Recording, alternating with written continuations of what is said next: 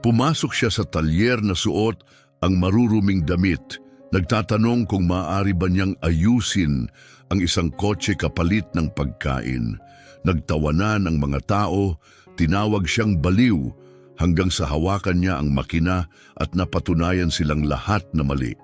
Tirik ang araw nang lumapit si Ronnie sa Premium Motors. Ang semento ay halos nagbabaga sa ilalim ng kanyang luma at pudpod na tsinelas. Marumi at sira-sira ang kanyang damit, gusot ang buhok at may amoy ng taong natulog sa labas. Pero ang kanyang mga mata, kahit pagod, ay may kakaibang liwanag. Isang alab na hindi maunawaan ng sino man doon. Sa mga oras na yon, nakayuko si Richard sa makina ng makintab na kulay pilak na Mercedes, pinupunasan ng pawis sa kanyang noo habang nagmumura. Dalawa pang mekaniko, sina Nestor at Roberto, ay nakatayo sa tabi niya, nanonood at umaalalay. Ang may-ari ng kotse, si Teresa, ay nakasandal sa pader na nakahalukip-kip, halatang balisa ngunit pinipilit na magpakalma. Hindi ako makapaniwala, mahina niyang sabi habang hinahaplos ang buhok. Kailangan kong gumana ang kotse na ito ngayon. Tumuwid nang tayo si Richard at pinunasan muli ang pawis gamit ang likod ng kanyang kamay. Ginagawa ko na ang lahat, Mrs. Teresa. Hindi pa ako nakakita ng ganito. Umaandar ang makina pero wala itong ibinibigay na lakas. Nagawa mo na lahat? Tanong ni Teresa, pilit tinatago ang kaba. Ginawa na namin lahat ng alam namin, sagot ni Nestor, umiiling. Pinalitan ang spark plugs, filters, pati linis sa injectors. Wala pa rin. Doon na pumasok si Ronnie, dahan-dahan at tahimik na tumatawid sa sahig ng talyer. Mahina ang tunog ng kanyang tsinelas habang naglalakad.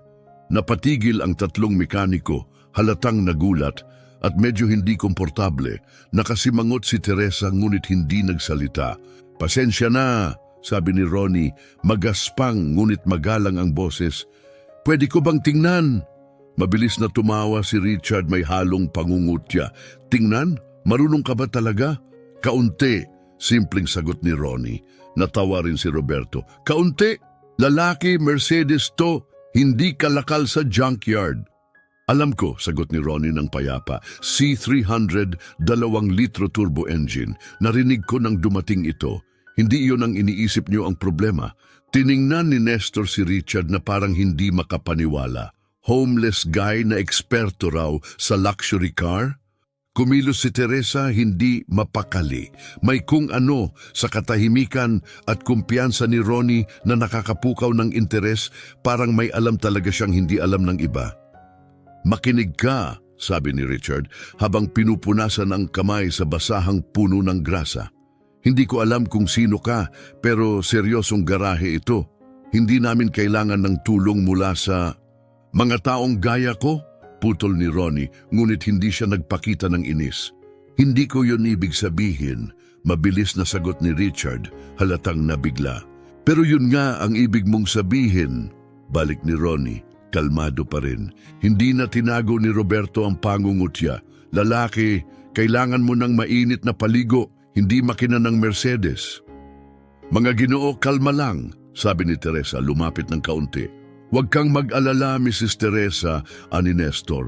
Makakahanap din kami ng solusyon. Kailangan lang ng mas maraming oras. Habang nag-uusap ang iba, nakatitig si Ronnie sa nakabukas na makina. Gumagalaw ang kanyang mga mata, maingat na sinusuri ang bawat parte. Parang binabasa niya ang isang libro. Hindi lang ito napapansin ng iba.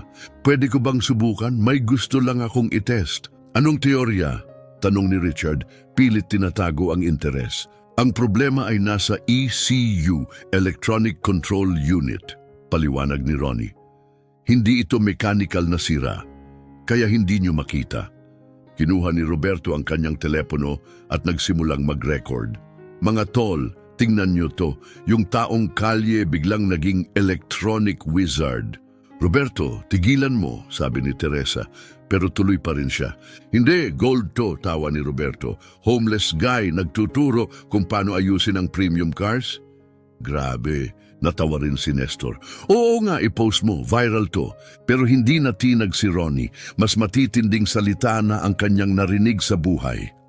Kung papayagan niyo ako, maaayos ko ito sa loob ng ilang minuto, payapa niyang sabi. At ano ang kapalit na gusto mo? Tanong ni Richard nang aasar. $100? Isang sandwich, sagot ni Ronnie.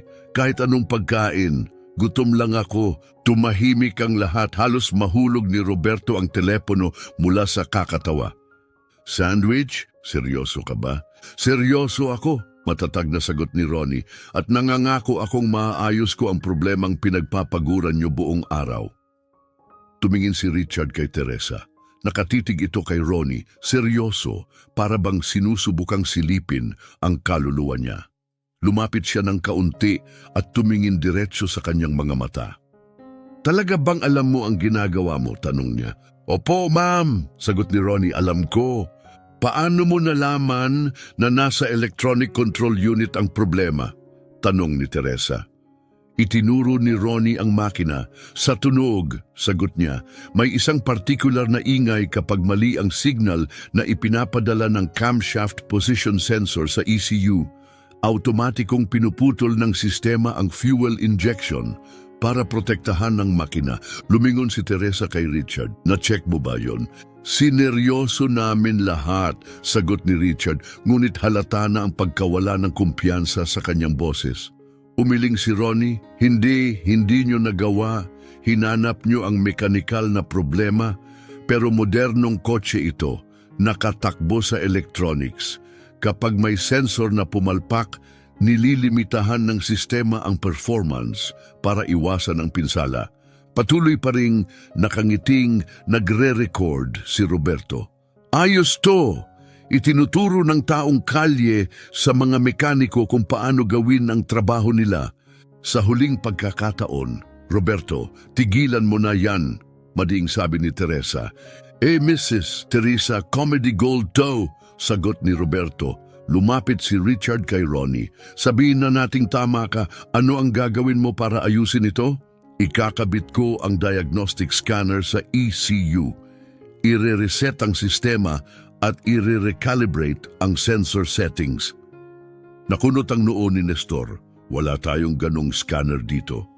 Alam ko, tango ni Ronnie, pero meron ang talyer sa tabi. Pwede kong hiramin.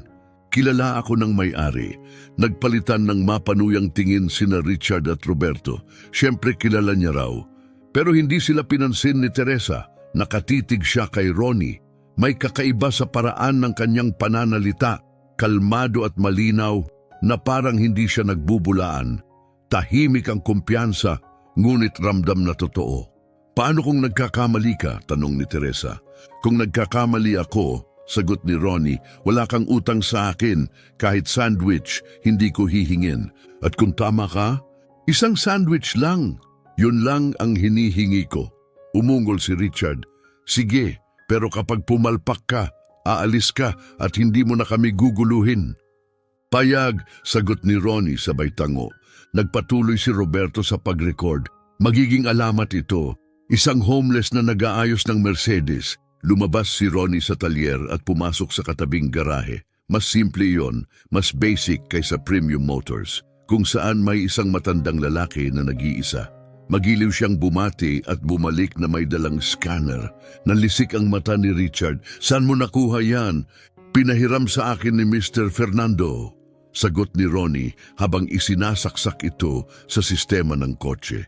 Hindi inalis ni Teresa ang kanyang tingin. Pinag-aaralan niya ang bawat kilos ni Ronnie. Ang maingat na paggamit ng mga kagamitan, ang pamilyar na galaw ng kanyang mga kamay. Para bang may nakikita siyang pamilyar, isang bagay na hindi niya matukoy. Tumunog ang scanner habang sanay na ininavigate ni Ronnie ang interface nito. Kahit si Richard, laban sa kanyang kalooban, ay napahanga.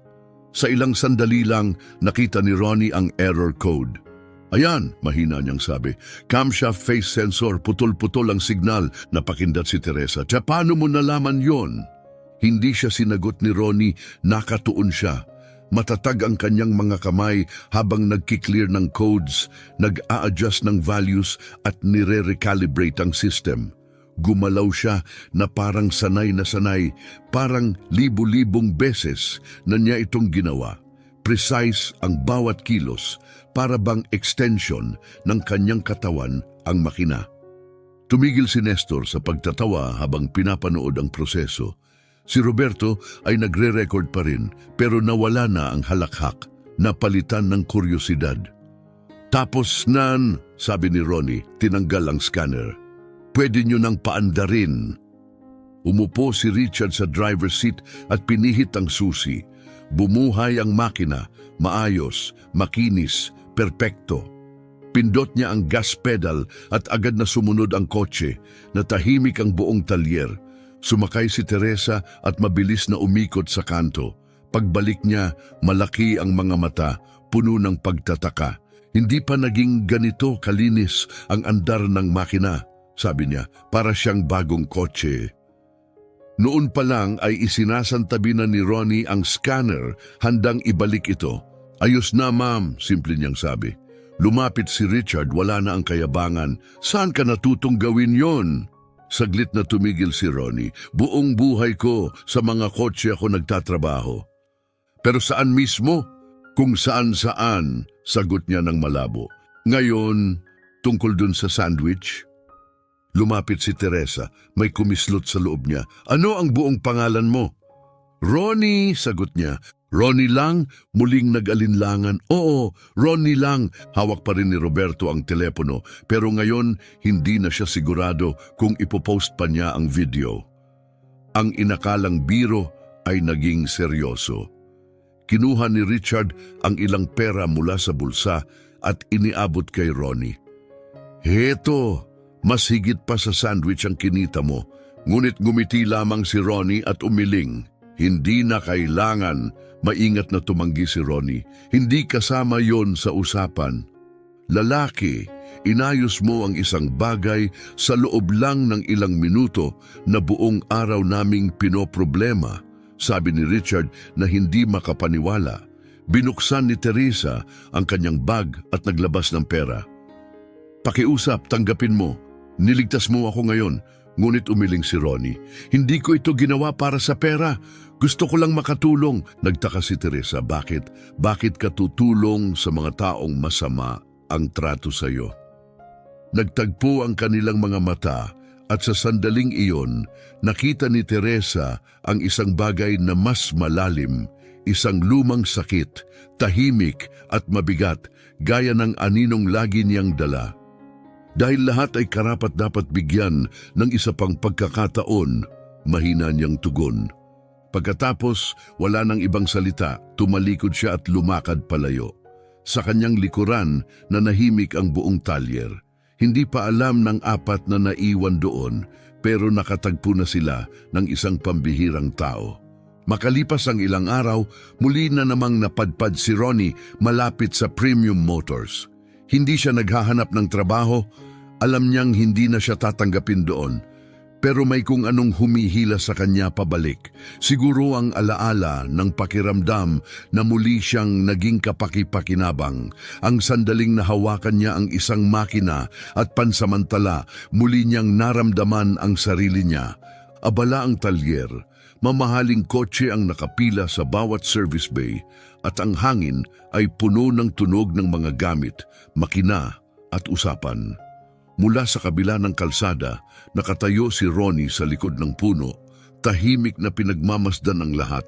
Nakayuko si Richard sa makina ng isang pulang BMW, halatang stressed.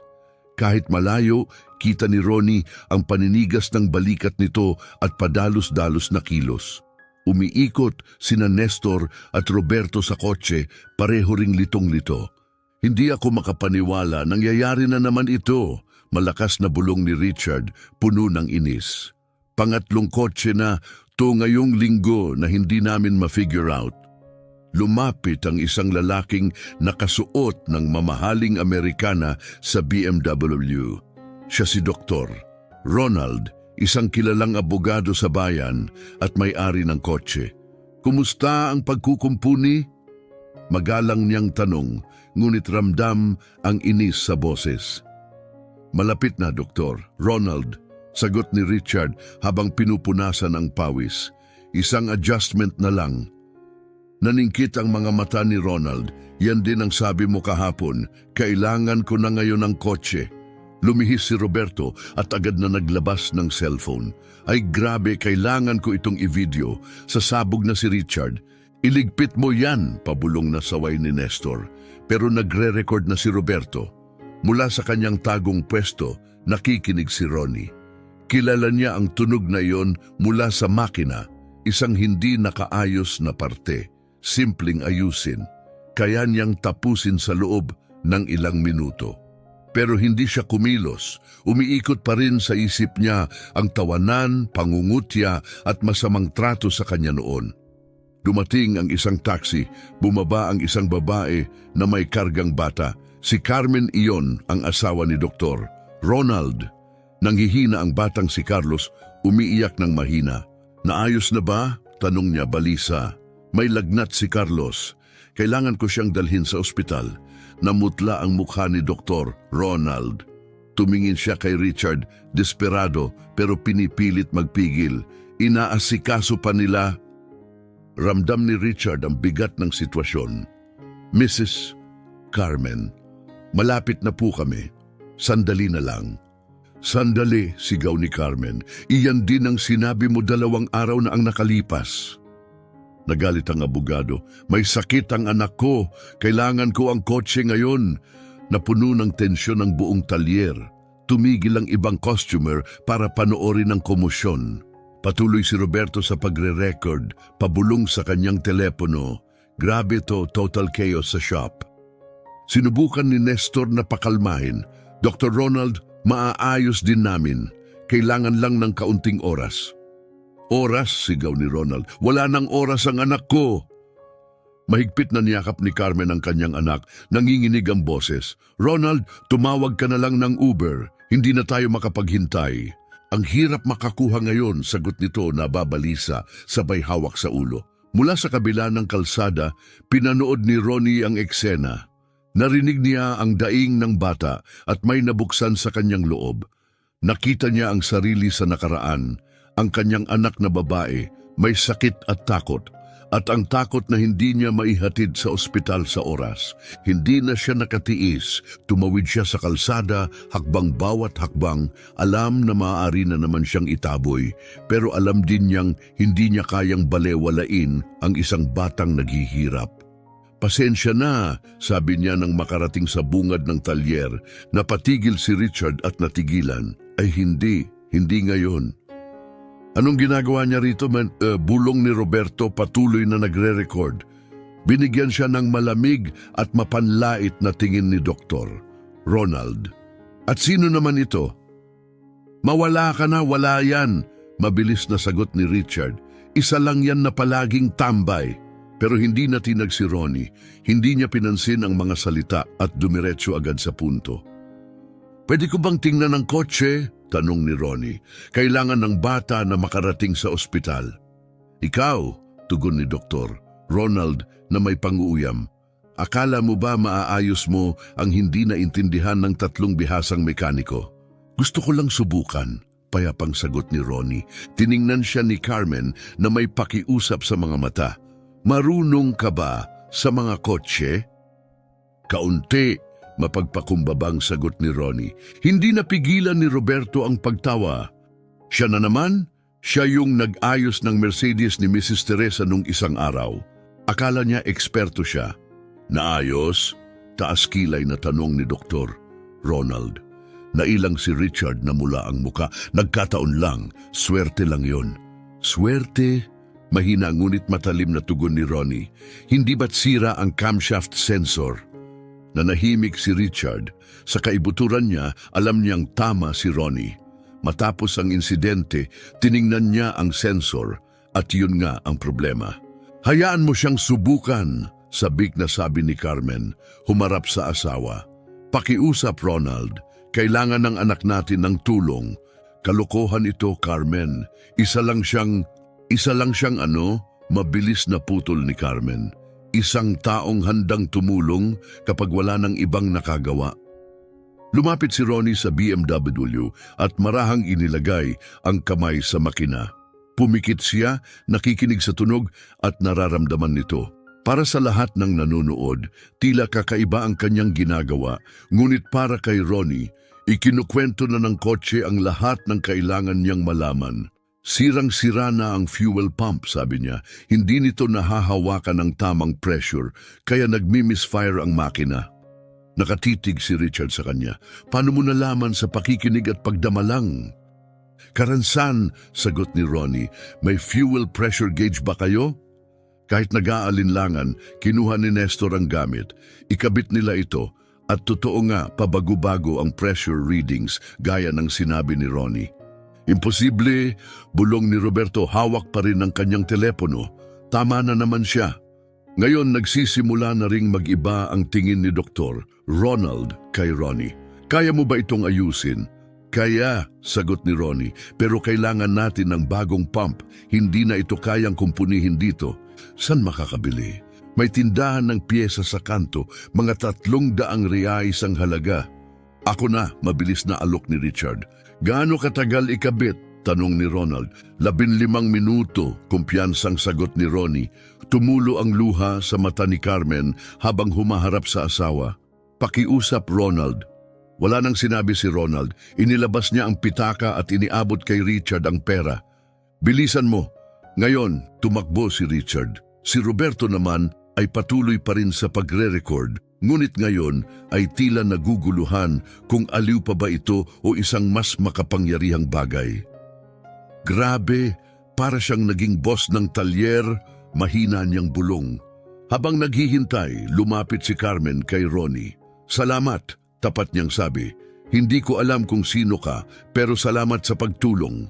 Tumango si Ronnie, nakatingin kay Carlos, na tumigil na sa pag-iyak at nakatitig na ngayon sa kanya. Ano ang pangalan niya? Carlos, 3 taong gulang.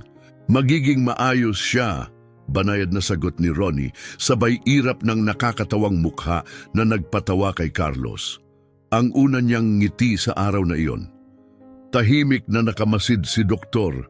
Ronald. May kakaiba kay Ronnie. Ang paraan ng kanyang pananalita, ang galaw niya, ang malalim na kaalaman sa kotse. Wala itong tugma sa itsura niya.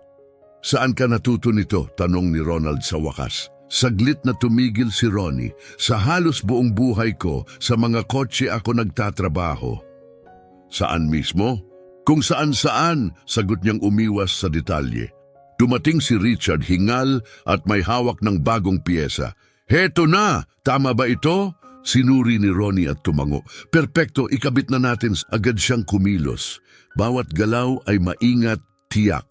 Sa ilang minuto lamang, tinanggal niya ang sira, ipinalit ang bago, at muling ikinabit ang mga hose na parang eksperto. Tapos na, sabi niya, pinunasan ng kamay. Pwede niyo nang paandarin. Pumasok si Dr. Ronald, pinihit ang susi at muling bumuhay ang makina, makinis at malakas. Pinindot niya ang gas pedal. Tumugon ang kotse ng perpekto. Kahanga-hanga, mahina niyang sabi. Sumakay si Carmen kasama si Carlos, mahigpit niya itong niyakap. Ronald, alis na tayo. Kailangan nating pumunta sa ospital. Bago sumunod, humarap si Ronald kay Ronnie. Magkano ang utang ko sa'yo? Wala, sagot ni Ronnie. Ginawa ko lang ito para sa bata. Wala, gulat na tanong ni Ronald.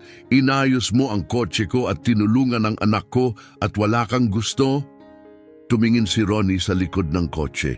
Nakangiti na si Carlos, hindi na namumula ang pisngi. Bayad na ako, mahina niyang tugon. Inabot ni Ronald ang isang business card. Ako si Ronald Almeida.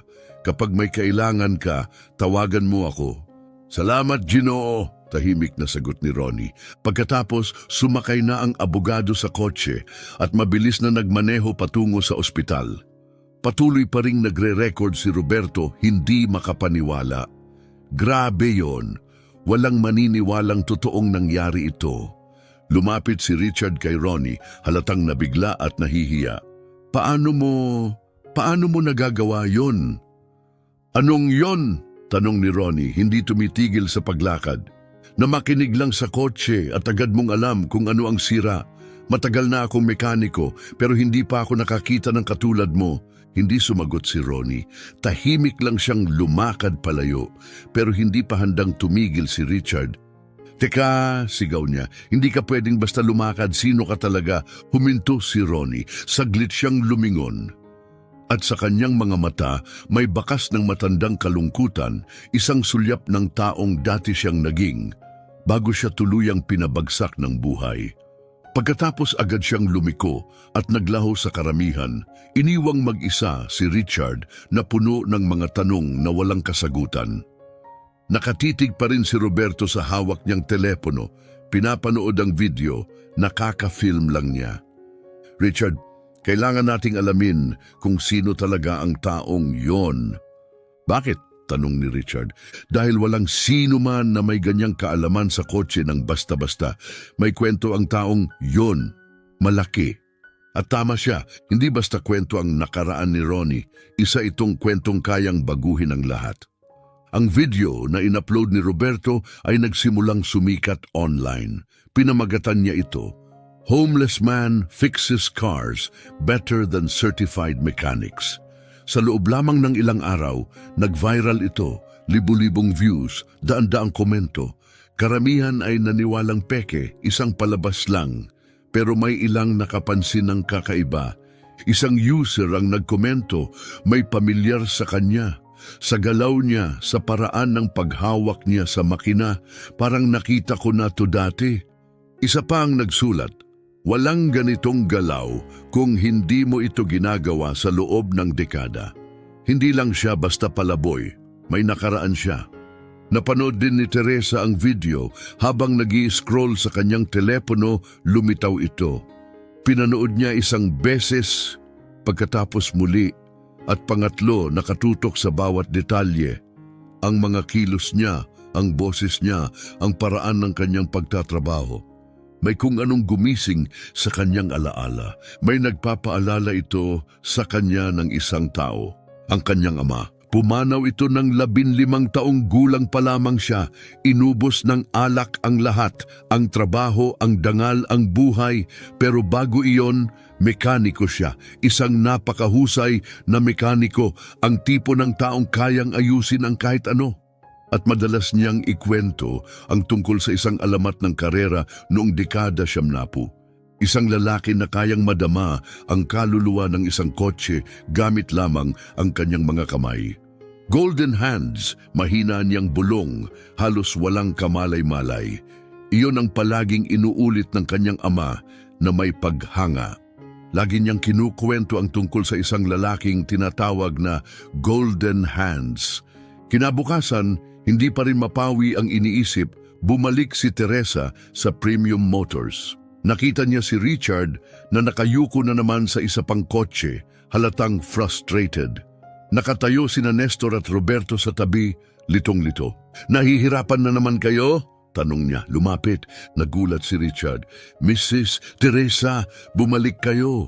Bumalik ako para magtanong tungkol sa lalaking nag-ayos ng kotse ko. Kilala niyo ba kung sino siya? Nagningning ang mukha ni Roberto. Napanood niyo ba ang video? Umabot na ng 50,000 views. Napanood ko, tango niya. Pero hindi ako nandito para sa views. Gusto kong malaman kung saan natutong magtrabaho ng gano'n ng taong yon. Umiling si Richard. Sa totoo lang, hindi ko alam. Pero isang bagay ang masasabi ko, wala pa akong nakitang katulad niya. Hindi lang siya nag-aayos ng kotse. Parang naiintindihan niya talaga ang mga ito. Para bang kinakausap siya ng makina at nakikinig siya. Iyon din ang sabi ng tatay ko dati, sagot ni Teresa, may panginginig sa boses. Na bawat makina ay may sariling tinig kung marunong ka lang makinig. Mekaniko ang tatay niyo? Tanong ni Nestor. Oo, at lagi niya akong kinukwentuhan tungkol sa isang sikat na driver nung dekada 70. Isang tao na hindi lang nagkarera, gumawa at nag-tune rin ng sarili niyang mga kotse. Sabi niya mas magaling pa raw sa mga engineer. Namilog ang mata ni Roberto. Isang race car driver na siya ring mekaniko. May palayaw siya, something na may kinalaman sa hands. Pinilit maalala ni Teresa. Nanlaki ang mata ni Richard. Golden Hands? Oh, yun nga, Golden Hands. Kilala mo siya? Adik ang tatay ko sa mga lumang rally races, mabagal na sabi ni Richard. Palagi niyang binabanggit ang isang lalaking nagngangalang Ronnie Soriano. Tinawag siyang Golden Hands. Isa siyang alamat sa rally noong dekada 70. Ganap na henyo. Kayang manalo ng karera gamit ang mga kotse na siya mismo ang bumuo. Natahimik ang buong talyer. Ronnie Soriano, mahinang ulit ni Teresa. Ang lalaking nag-ayos ng kotse ko, ang sabi niya, Ronnie ang pangalan niya. Imposible, bulong ni Roberto. Hindi pwede, hindi siya. Bakit hindi? Tanong ni Teresa. Dahil si Ronnie Soriano ay milyonaryo, sagot ni Roberto. Sikat siya. May sarili siyang team, sabi ni Roberto, nanlalaki ang mata. Mga international sponsors. Paano naging palaboy ang isang taong gaya niya? Kinuha ni Richard ang kanyang telepono. Tingnan ko nga ang mga lumang litrato. Habang naghahanap siya, bumilis ang tibok ng puso ni Teresa. Kung tama ang hinala niya, ang katotohanan ay mas masakit pa kaysa sa kanyang naisip. Ayan, sabi ni Richard, ipinakita ang screen sa iba. Ronnie Soriano, Brazilian Rally Champion, noong 75, 77 at 79. Sa telepono, nakangiti ang isang mas batang lalaki, nakatayo sa tabi ng rally car, hawak ang tropeyo ng mataas. Mas maitim ang kanyang buhok noon, malinis ang mukha, pero ang mga mata, pagod, matalino at hindi malilito. Lumapit si Teresa. Diyos ko, siya nga, totoo ito. Napakurap si Nestor. Pero paano naging ganito ang isang alamat ng karera? Patuloy na nagbasa si Richard mula sa artikulo. Nakasaad dito na noong 2000 nawala ang asawa at anak niya sa isang aksidente sa kotse. Pagkatapos noon, naglaho siya. Sumikip ang dibdib ni Teresa.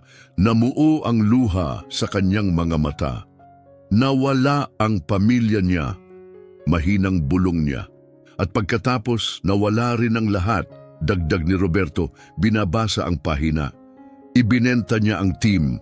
Tumigil sa karera, nawala sa publiko, 15 taon na ang nakalipas. Nakunot ang noo ni Richard. Kaya buong panahon na ito, saan siya? Tumingin si Teresa sa lupa. Nakatira sa kalye, sagot niya. Halos hindi lumalabas ang boses.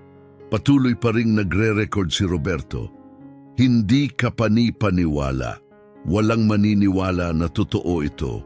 Lumapit si Richard sa lugar kung saan nakatayo si Ronnie kanina, pilit pa ring inuunawa ang lahat. Paano mo nagagawa yon? Mahina niyang tanong. Anong yon? Balik ni Ronnie, nagsisimula ng umalis. Na malaman kung ano ang sira ng kotse sa pakikinig lang. Taon na akong mekaniko, pero wala akong nakitang katulad mo. Hindi sumagot si Ronnie, nagpatuloy siyang naglakad palayo. Teka, sigaw ni Richard, hindi ka pwedeng umalis na lang. Sino ka talaga? Huminto si Ronnie sandali at lumingon.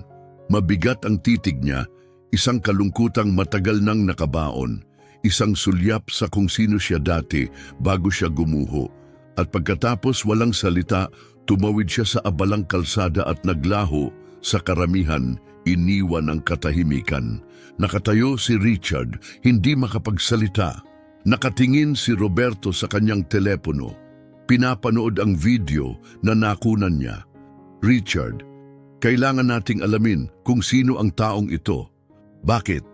Tanong ni Richard litong-lito. Dahil walang ganitong kaalaman sa kotse ng aksidente lang. May kwento ang taong yon. At tama siya. May dalanongang kwento si Ronnie, isang kwentong matagal nang nakabaon. Isang kwentong kapag nailabas, kayang baguhin ang lahat. Ang video na in-upload ni Roberto online ay sumabog sa internet. Pinamagatan niya ito, Homeless Man Fixes Cars Better Than Professional Mechanics. Sa loob ng ilang araw, umabot ito ng 10,000 views. Daan-daang komento ang dumagsa, puno ng pagdududa at hindi paniniwala. Pero may iilang nakakita ng kakaiba. Parang pamilyar siya, sulat ng isang user. Sa paraan ng pagtatrabaho niya, ang kamay niya, parang nakita ko na ito dati. Ang ganitong precision, hindi basta-basta, may nakaraan siya, sabi ng isa pa. Samantala nakaupo si Teresa sa kanyang sofa, nag-i-scroll sa kanyang telepono. Lumitaw sa kanyang feed ang video. Pinanood niya ito isang beses, pagkatapos muli at muli. Sinuri niya ang bawat kilos ni Ronnie, bawat salita, bawat tingin. May malalim na pamilyar na damdamin, may isang bagay sa paraan niya ng pagtatrabaho, ang pakikinig niya sa makina na parang ito'y buhay. Naalala niya ang kanyang ama. Bago tuluyang winasak ng alak ang buhay nito, isang bihasang mekaniko ang kanyang ama, isa sa pinakamahusay, kayang ayusin ang kahit ano. Sabi ng mga tao, may mahika sa kanyang mga kamay. At palagi siyang nagkukwento tungkol sa isang alamat ng karera noong dekada 70. Isang lalaking hindi lang champion sa karera, kundi mas mahusay pang mag-ayos ng kotse kaysa sinuman. Golden Hands, mahina niyang bulong, bumabalik sa alaala ang palayaw. Kinabukasan, bumalik siya sa Premium Motors. Hindi na siya napigilan ng kuryosidad. Nakasubsob si Richard sa isa na namang kotse, halatang inis at pagod. Nakatayo sina Nestor at Roberto sa tabi, litong-lito sa mga gamit at piyesa. May problema na naman? Tanong ni Teresa, lumapit. Nagulat si Richard. Mrs. Teresa, hindi ko inaasahan na babalik kayo. Narito ako dahil sa lalaking nag-aayos ng kotse ko, sabi niya. May alam ba kayo tungkol sa kanya? Biglang sumabat si Roberto. Nakita niyo na ba ang video? Lagpas 50,000 views na. Nakita ko, tango niya. Pero hindi ako narito para doon. Gusto kong malaman kung saan natutong gumawa ng ganun ang isang tao. Bumuntong hininga si Richard. Sa totoo lang, hindi namin alam. Pero isang bagay ang sigurado, hindi natutunan sa libro ang ganitong kasanayan. Ang taong yon, hindi lang inayos ang kotse mo. Inintindi niya ito, para bang may sinasabi ang makina at siya ay nakikinig. Nanindig ang balahibo ni Teresa. Yun mismo ang sinasabi ng tatay ko, na bawat makina ay may tinig. Kailangan mo lang matutong makinig. Mekaniko rin ba ang tatay niyo? Tanong ni Nestor. Oo, at palagi niyang kinukwento ang tungkol sa isang alamat na driver noong dekada 70. Isang taong nagkarera at siya mismo ang bumuo ng mga kotse niya. Sabi niya, mas magaling pa sa mga engineer. Nagiba ang ekspresyon ni Roberto. Isang driver, nung dekada 90, sinubukan ni Teresa alalahanin. May palayaw siya. May kinalaman sa kamay. Nanlaki ang mata ni Richard. Golden Hands? Iyon nga, sagot ni Teresa. Kilala niyo siya? Palagi siyang binabanggit ng tatay ko, sagot ni Richard. Siya si Ronnie Soriano, isang alamat sa rally. Sabi nila, henyo siya. Natahimik ang buong talyer. Ronnie Soriano, dahan-dahang ulit ni Teresa. Ang lalaking nagayos ng kotse ko, ang sabi niya, Ronnie ang pangalan niya. Umiling si Roberto, hindi pwede. Hindi siya, si Ronnie Soriano ay sikat. Mayaman siya. Isang bagay ang masasabi ko ng sigurado, dagdag ni Richard. Wala pa akong nakitang nag-diagnose ng kotse ng ganun. Para bang kinakausap niya ang makina. Kinakausap, tanong ni Teresa. Ano ang ibig mong sabihin? Hinahawakan niya ito, pumikit siya, at sa loob lang ng ilang segundo, parang alam na niya agad kung ano ang problema. Hindi normal yon, nanindig ang balahibo ni Teresa. Ginagawa rin yon ng tatay ko. Sabi niya bawat makina ay may sariling tinig. Kailangan mo lang matutong makinig. Mekaniko ba ang tatay mo? Tanong ni Nestor. Oo, at palagi niyang ikinukwento ang tungkol sa isang driver noong dekada 70. Isang taong hindi lang mananakbo. Alam niya ang makina ng higit pa sa kahit sinong engineer. Napahinto si Roberto. Driver mula simbilan puluhan? Anong klasing driver? Sabi ng tatay ko alamat siya, hindi lang dahil mahusay siyang magmaneho, kundi dahil kaya niyang i-tune ang sariling kotse hanggang sa perpekto. May palayaw siya, may kinalaman sa kamay. Nagningning ang mga mata ni Richard. Golden Hands? Oh, yun nga, Golden Hands. Kilala niyo ba siya? Adik ang tatay ko sa motorsports. sagot ni Richard. Palagi niyang ikinukwento ang taong iyon. Ronnie Soriano, rally champion. Panalo siya sa lahat noong dekada 90. Natahimik ang buong talyer, pati hangin sa labas rinig. Ronnie Soriano, dahan-dahang ulit ni Teresa. Ang lalaking nag-ayos ng kotse ko, sabi niya Ronnie ang pangalan niya. Nakatitig si Roberto na hindi makapaniwala. Imposible, hindi pwede. Bakit? Tanong ni Teresa. Dahil si Ronnie Soriano ay mayaman, sagot ni Roberto. Isang milyonaryo, hawak niya ang lahat.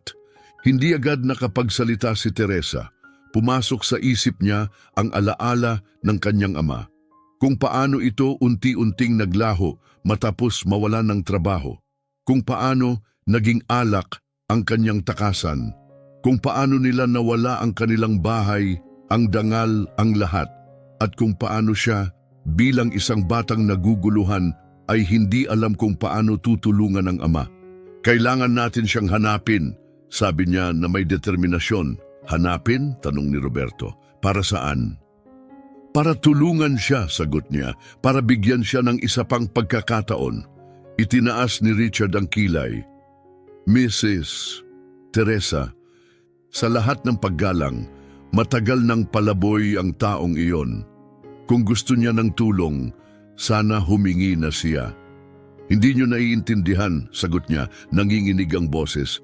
Nawalan din ang tatay ko. Umiinom siya, naglalaboy. Bata pa ako, hindi ko alam kung ano ang gagawin.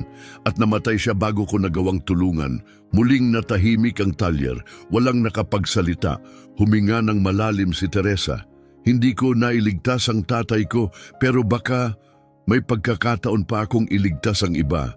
Dahan-dahang itinabi ni Roberto ang kanyang telepono. Mas mahina na ang kanyang boses.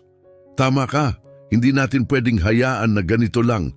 Kailangan natin siyang hanapin. Pero saan? Tanong ni Nestor. Minsan pumupunta siya sa shop pero walang nakakaalam kung saan siya tumutuloy. Natulog siya sa kalsada, sabi ni Richard. Malapit lang siguro dito. Tumindig si Teresa kung ganon hanapin natin. Ngayon na, may alam ba kayo kung saan madalas tumuloy ang mga tao? May isang plaza, 3 kanto mula rito, sabi ni Roberto. At sa ilalim ng viaduct sa Central Avenue, nakakita na ako ng mga tao doon sa gabi. Doon tayo magsisimula, mariin niyang sabi. Nag-alinlangan si Richard, baka mas mabuti kung hintayin na lang natin siyang bumalik sa shop. Hindi, putol ni Teresa. Bawat araw na naghihintay tayo ay isa pang araw na nagdurusa siya. Naghintay ang tatay ko ng tulong na hindi dumating. Hindi ko uulitin ang pagkakamaling iyon. Wala nang sabi-sabi. Sabay-sabay silang umalis sa shop at nagtungo sa plaza. Hapon na. May ilang taong nakaupo sa mga bangko, nagpapahinga sa lilim.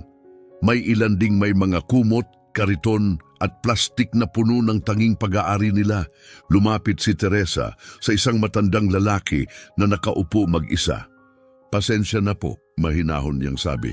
Kilala niyo ba si Ronnie? Ubanin na nasa 50 siguro ang edad? Tumingin ang lalaki sa kanya gamit ang pagod na mga mata. Oo, kilala ko. Bakit? Wala siyang ginawang masama, mabilis na sabi ni Teresa. Gusto lang namin siyang tulungan. Tutulungan? Ulit ng lalaki halos natawa. Dito, walang nagtutulungan. Lahat kami nagtatangkang mabuhay lang. Pakiusap, sabi ni Teresa. Mahalaga talaga ito. Saan namin siya mahahanap? Tinitigan siya ng lalaki mula ulo hanggang paa para bang pinag-iisipan kung mapagkakatiwalaan siya. Pagkaraan ng sandali, itinuro nito ang malayo. Karaniwan siyang natutulog sa ilalim ng viaduct sa Central Avenue. Pero mag-ingat kayo, si Ronnie, hindi siya gaya ng iba. May nakaraan siya at masakit ang nakaraan. Anong klaseng nakaraan? Tanong ni Teresa. Hindi ko alam, sagot ng lalaki. Pero minsan sa gabi, umiinom siya at umiiyak. Nagsasalita tungkol sa isang babae. Sabi niya, nawala ang anak niyang babae. Masakit sa puso, naramdaman ni Teresa ang pagsikip ng kanyang dibdib. Ang anak na iyon, ang nawala sa aksidente, ang bigat ng dalamhati, pasan niya ng mag-isa sa loob ng napakaraming taon. Salamat. Mahinahon niyang sabi sa matanda bago lumingon sa iba. Punta tayo sa viaduct. Naglakad silang tahimik, walang nagsasalita hanggang marating nila ang tulay. Sa ilalim ng malalaking konkretong poste, may mga tolda na gawa sa trapal, plastik at lumalumang tela. Tahimik ang kilos ng mga tao, nabubuhay sa kalagayang hindi dapat tiisin ng sinuman. Kumakalat ang amoy ng basura at dumi sa hangin, pero hindi tumigil si Teresa. Hindi siya natigatig. "Ronnie," tawag niya. "Ronnie, narito ka ba?" Walang sumagot. Nag-ikot sila sa pagitan ng mga tolda, sinisipat ang bawat muka. Si Roberto ang nakakita, mag-isa sa isang sulok, yakap ang isang walang lamang bote, nakatitig sa isang luma at gusot na litrato. "Ayun siya," bulong niya. Dahan-dahang lumapit si Teresa. Ang lalaking nakaupo roon ay hindi na ang kalmadong mekanikong nagpasigla sa kanyang Mercedes. Para siyang hungkag, nilamon ng dalamhati, binuhay ng nakaraan. "Ronnie," mahina niyang sabi. Inangat niya ang ulo, saglit bago niya siya makilala. "Ang babaeng may Mercedes." "Ako nga," sagot niya na may maliit na ngiti. "Pwede ba akong umupo?" Mahina siyang tumango. Habang umuupo si Teresa sa tabi niya, mabilis niyang itinago ang litrato. Pero nakita na ito ni Teresa. Isang batang babae, nakangiting masigla, ang kanyang anak. "Hinahanap kita," sabi ni Teresa. "Bakit?" "Dahil nalaman ko na kung sino ka." Nanigas ang katawan ni Ronnie. "Wala akong kwenta." "Hindi," malumanay na tugon niya. "Ikaw si Ronnie Soriano, Golden Hands." Mabigat ang katahimikan na sumunod. Pumikit siya, parang ang pagdinig sa kanyang dating pangalan ay muling nagbukas ng sugat na hindi kailanman naghilom. "Noon, oo," mahina niyang sabi. "Matagal na panahon na." "Pwede ka pa rin," umiling siya. "Hindi na pagkatapos ng lahat ng nawala, pagkatapos ng mga nagawa ko." Napuno ng luha ang mga mata ni Teresa. "Alam ko kung paano ang mawalan ng mahal sa buhay. Nawala ang tatay ko sa alak. Bata pa ako nang tuluyan siyang bumigay. Hindi ko siya nailigtas." Tumingin si Ronnie sa kanya ng tunay sa unang pagkakataon. "Araw-araw dala ko ang bigat na yon," pagpapatuloy niya. "Palaging iniisip kung may nagawa pa sana ako, kung mas maaga sana." Hindi siya sumagot, nakinig lang siyan. "Ayokong maramdaman yon ulit," sabi ni Teresa.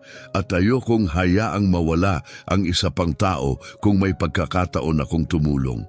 "Bakit ka nagmamalasakit?" tanong niya, pausang boses. "Dahil kapag tinitingnan kita, nakikita ko siya, isang mabuting tao, sugatan, wasak, pero hindi pa huli." Lumingon siya kina Richard, Nestor at Roberto. Nakatayo silang malapit, tahimik na nakamasid. "Lahat kayo, para sa akin?" "Oo," sagot ni Richard. "Gusto naming bigyan ka ng daan pabalik." "Daan pabalik?" Mapait na tawa ni Ronnie. "Wala nang bumabalik mula sa pinanggalingan ko." "Meron," maring sagot ni Teresa. "Hindi mag-isa, pero may tulong, kaya mo." Dahan-dahang inilabas ni Ronnie mula sa bulsa ang litrato. Tinitigan niya ito ng may hapdi at lambing. "Walo siya noon," bulong niya. "Buong buhay niya nasa unahan pa, at dahil sa akin, natapos lahat." "Hindi mo kasalanan," banayad na sabi ni Teresa. "Ako ang may sala," sagot niya, nanginginig ang tinig. "Ako ang nagmamaneho, dapat mas maingat ako. May mga aksidenteng nangyayari," tugon niya.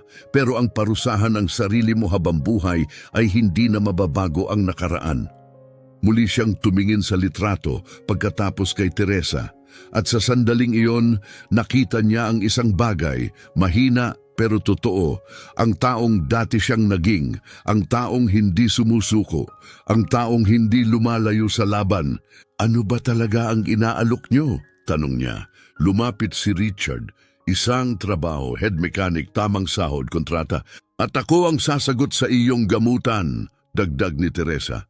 "Rehab, tirahan, damit, suporta." Hindi agad sumagot si Ronnie. Tinitigan niya ang litrato, nanginginig ang mga kamay. Palagi niyang sinasabi na kaya kong ayusin ang kahit ano. Mahina niyang bulong. "Siguro, panahon na para ayusin ko ang sarili ko." At sa unang pagkakataon sa loob ng maraming taon, sumilay ang ngiti sa mukha ni Ronnie Soriano.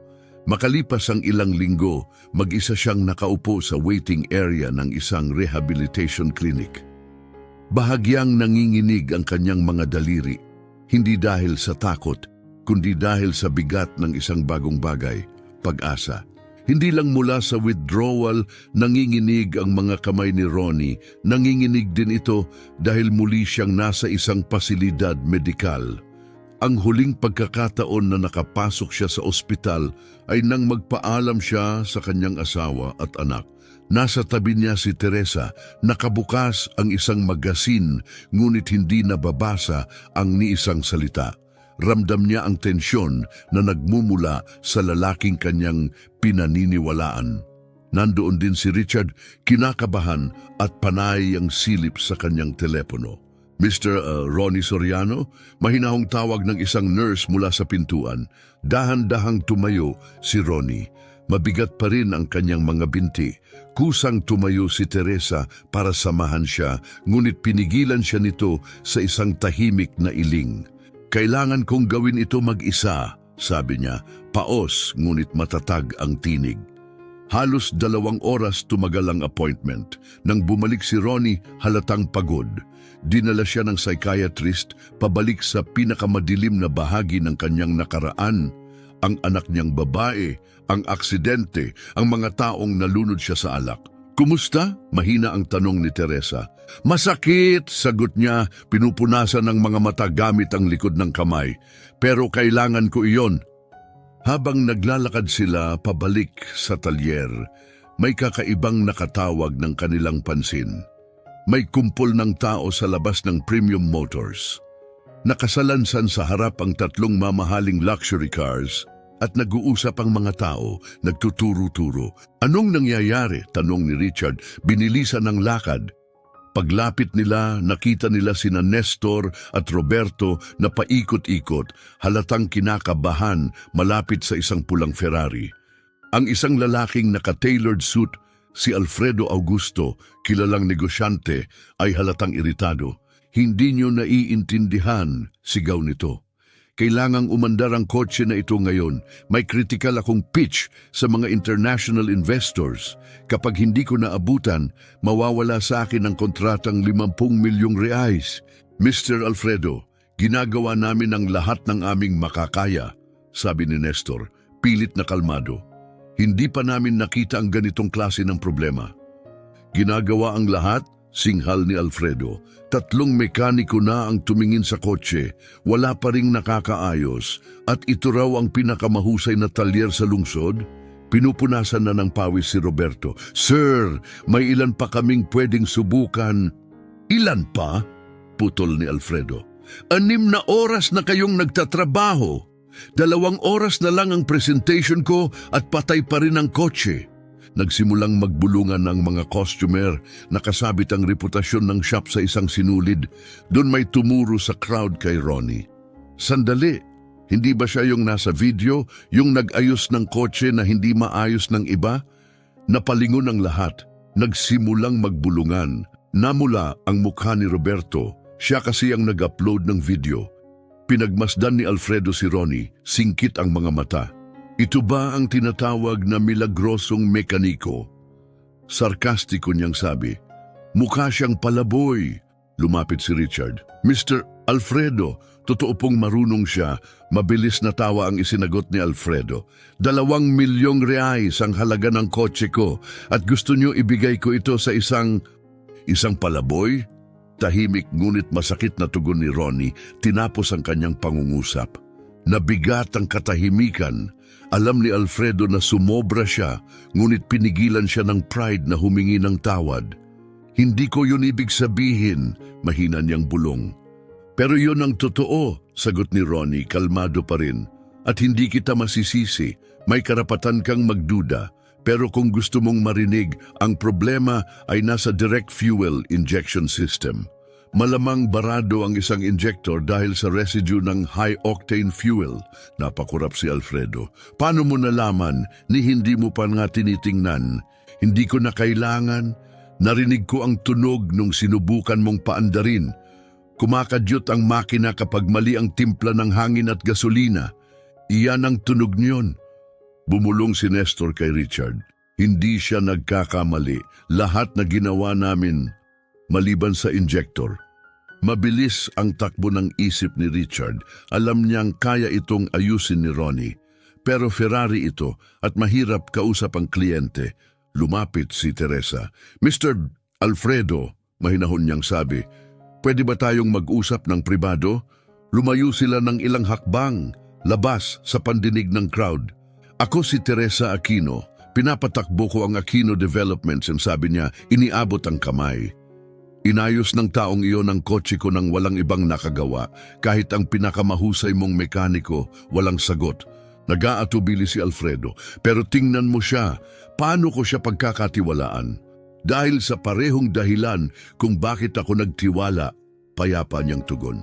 Dahil ang nakikita mo sa labas ay hindi palaging katotohanan. At dahil sa puntong ito, nauubusan ka na ng oras at ng opsyon.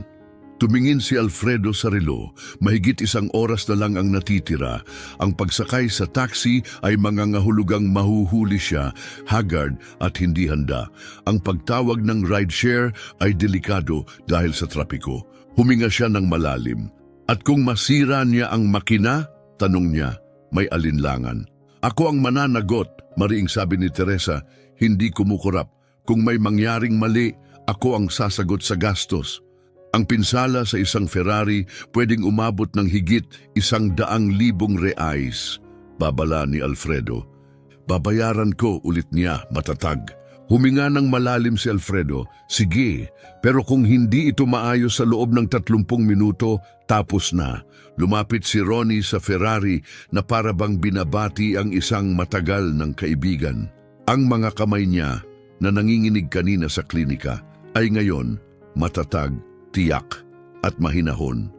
Binuksan niya ang hood, sinipat ang makina at diretso sa problema. Kailangan ko ng espesyal na wrench para alisin ang injectors, sabi niya kay Richard. Nag-aalangan si Richard. Wala tayo niyan dito. Meron ako, sagot ng isang boses mula sa likod. Paglingon nila, si Fernando pala ang may-ari ng maliit na talyer sa tabi. Hawak niya ang isang toolbox at nakangiti. Narinig ko ang tunog at inisip kong may malaking nangyayari dito, sabi niya. Kailangan mo ng 8mm hex at magnetic Phillips. Salamat Fernando, sagot ni Ronnie, buong pasasalamat na tinanggap ang mga gamit. Sa oras na iyon, nagtipon na ang maraming tao. May mga cellphone na nakalabas. Nagre-record ulit si Roberto, pero ngayon hindi na para sa katatawanan, para ito sa respeto. Tumingin si Alfredo sa relo, pinagpapawisan, nauubos ang oras. Gumawa si Ronnie na parang isang siruhano. Isa-isang tinanggal ang injector, maingat na tinitignan ang bawat isa sa ilalim ng ilaw. Hanggang nakita niya ito, isa ay barado ng maliliit na debris mula sa high-octane fuel. Kailangan nito ng ultrasonic cleaning, paliwanag niya, pero wala ng oras para dalhin sa espesyalista. Nagpanik si Alfredo. Kaya anong gagawin natin? May paraan, sagot ni Ronnie, nag-iisip ng malakas. Hindi ito perpekto pero gagana. Pwede kong linisin mano-mano gamit ang isopropyl alcohol at microbrush. Gano katagal? 15 minuto. Tumingin si Alfredo sa relo. Sakto lang ang oras kung magiging maayos ang lahat. Sige, gawin mo, sagot niya. Nagmadali si Fernando at bumalik dala ang mga materyales. At agad nagsimula si Ronnie. Ito na ang pinakamapanganib na trabaho ng kanyang buhay. Isang maling galaw lang at ang injektor na nagkakahalaga ng 50,000 reais ay tuluyang sira. Walang nagsalita, tahimik ang buong kalsada. Pati mga bata tumigil sa paglalaro para panoorin ang lalaking may gintong mga kamay. Pigilang huminga si Richard. Hindi inalis ni Teresa ang tingin sa mga daliri ni Ronnie. Naalala niya ang palaging sinasabi ng kanyang ama, may mga taong ipinanganak para dito. Alam na ng kanilang mga kamay. Pagkaraan ng 12 minuto, muling ikinabit ni Ronnie ang nalinis na injector. Tapos na, sabi niya, kasing kalmado pa rin. Dali-daling pumasok si Alfredo sa driver's seat at pinihit ang susi. Bumuhay ang makina sa isang maayos, malalim na ugong. Pindot niya ang gas pedal, agad at perpekto ang tugon. Kahanga-hanga, bulong ni Alfredo. Hindi ko pa narinig na ganito kaganda ang andar nito. Sumabog ang hiyawan ng mga tao. Uminog ang palakpakan sa buong kalsada. Patuloy sa pag-record si Roberto. Alam niyang may nakuhang pambihirang sandali. Lumabas si Alfredo sa kotse at lumapit kay Ronnie. Iba na ang kanyang ekspresyon. Gino, humihingi ako ng tawad. Hinusgahan kita base sa itsura mo.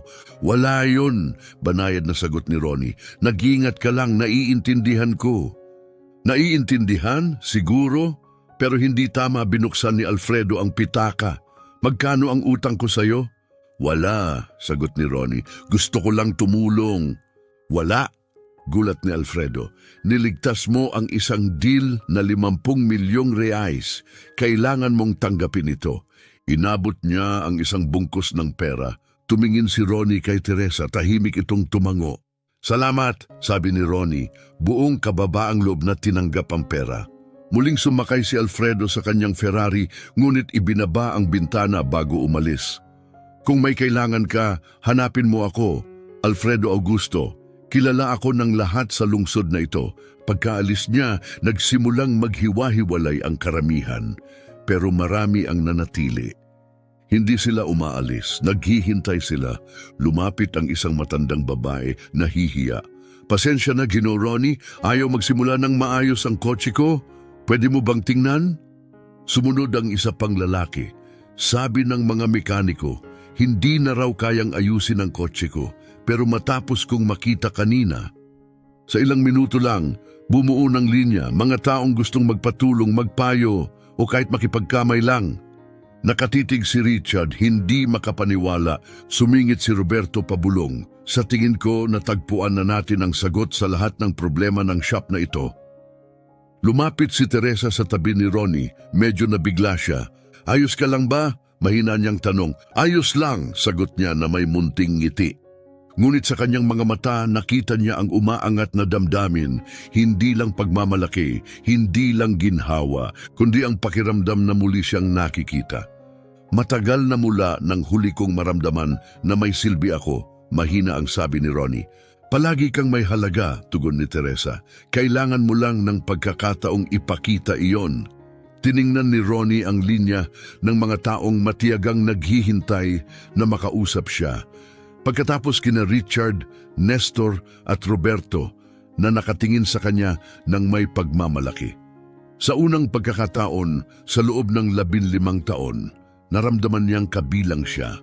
Sa tingin ko, handa na akong tanggapin ang trabaho, sabi niya kay Richard. Ngumiti si Richard ng may init, bukas pa rin ang posisyon bilang head mechanic at doon sa labas ng Premium Motors, napapaligiran ng mga taong sa wakas ay nakita ang kanyang tunay na halaga. Nagsimulang maniwala si Ronnie Soriano na baka nga may pag-asa pa para sa kanya. Lumipas ang mga buwan, ang insidente sa Ferrari ay naging alamat sa lungsod. Pero bagaman nagbago ang buhay ni Ronnie, hindi ito gaya ng iniisip ng karamihan. Mas mahirap kaysa sa kahit anong sirang makina ang rehab. May mga gabing nagigising siyang basang-basa ng pawis. Tinatawag ang kanyang asawa at anak. Buhay pa rin ang sugat ng nakaraan. Inupahan siya ni Teresa ng maliit na apartment malapit sa talyer, ngunit matapos ang napakaraming taon sa lansangan, parang hindi natural matulog sa kama. Kadalasan, nakaupo siya sa balkonahe, nakatitig sa mga bituin, pilit nilalabanan ng tukso ng alak, pero sa trabaho, umaarangkada ang lahat. Dumarating si Ronnie ng maaga araw-araw. Nalulutas ang mga problemang walang ibang makasagot. Kumalat ang balita lampas pa sa lungsod. Ang mga video ni Roberto ay nag-viral, umabot ng higit 250,000 views. May mga taong naglalakbay mula sa karatig bayan para lang masilayan ang miracle mechanic. Masaya si Richard, mas maunlad kaysa dati ang negosyo, pero may isang ikinabahala siya dahil kahit maayos ang lahat, para bang malayo pa rin si Ronnie. Isang umaga, nilapitan siya ni Richard, nakayuko si Ronnie sa isang Porsche. Mabilis ang galaw ng kanyang mga kamay, perpekto, ngunit malayo ang tingin. "Pwede ba kitang makausap?" tanong ni Richard. "Siyempre," sagot ni Ronnie nang hindi lumilingon.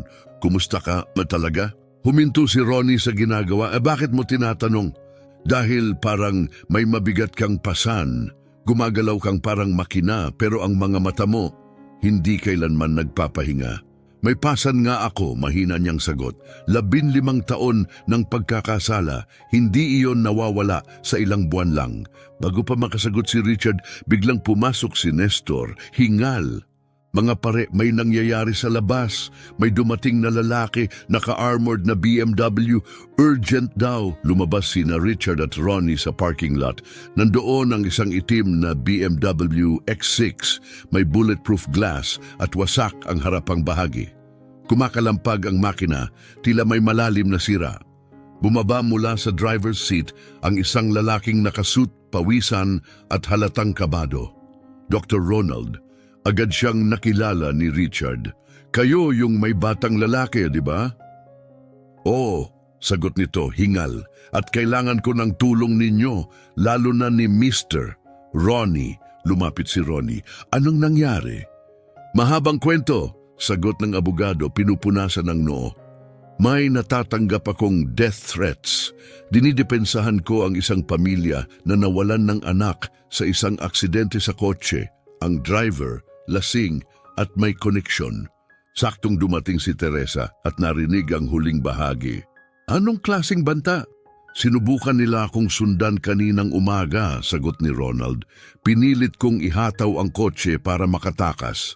Ngayon may kakaibang tunog ang makina." Natigilan si Ronnie. Isang aksidente dahil sa lasing na driver. Buhay pa ang sugat. Dumudugo pa rin. "Kailangan kong maayos ang kotse bago maggabi," patuloy ni Ronald. "May meeting ako sa mga key witnesses. Kapag pumayag silang mag-testify, maipapakulong namin ang taong iyon."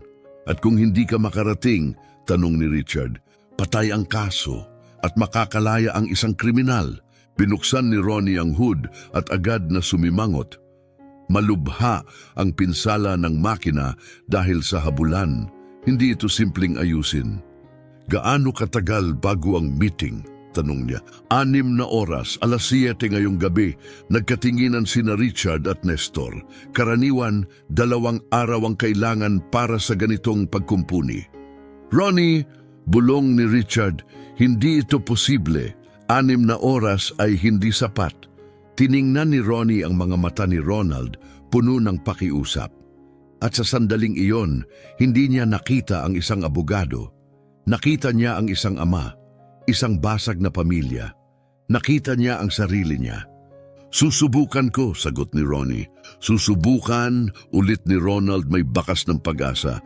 "Pero hindi ko kayang mag-isa," dagdag ni Ronnie. "Kailangan natin ang lahat na magtulungan," sabi ni Ronnie, tumingin sa paligid.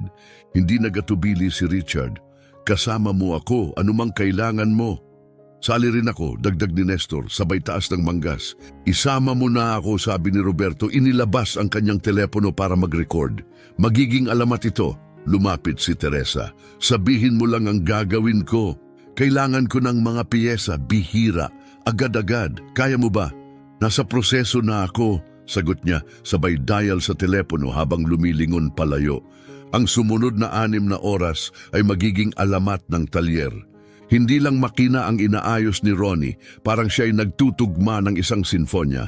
Bawat kilos ay may saysay, bawat utos malinaw at tiyak.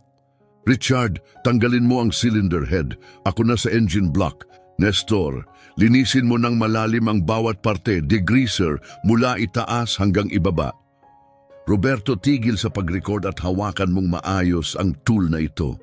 Walang kumontra, walang nagdalawang isip. Parang isang makinang gumagalaw ang buong shop sa ilalim ng direksyon ni Ronnie. Nagtatrabaho siya na parang siruhanong nagliligtas ng buhay. Ang kanyang mga kamay ay sumasayaw sa makina, ng may walang kapantay na katumpakan. Malapit pabulong na tanong ng isang customer, paano niya alam ang bawat galaw? Karansan, hingal na sagot ni Richard. 3 dekada. Dumating si Teresa, dala ang isang kahon. Kompleto na, sabi ng supplier. Ngayon lang siya nakakita ng umorder ng ganito ka-espesipiko at kabilis. Perpekto, sagot ni Ronnie nang hindi man lang tumitingin. Salamat. Tumatakbo ang oras, 5:00.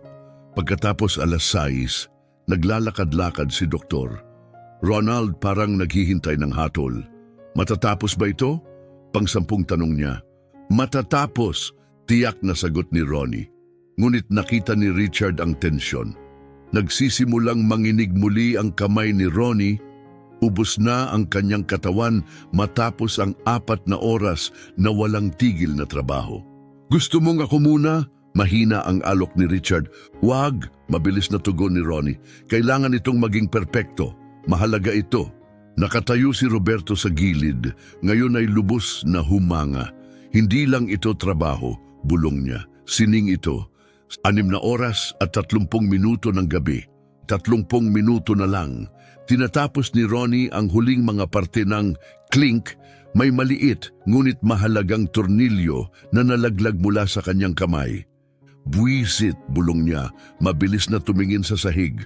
Ako na, sigaw ni Nestor, sabay dukot mula sa ilalim ng tool cart. 6 na oras at 50 minuto ng gabi. 10 minuto na lang.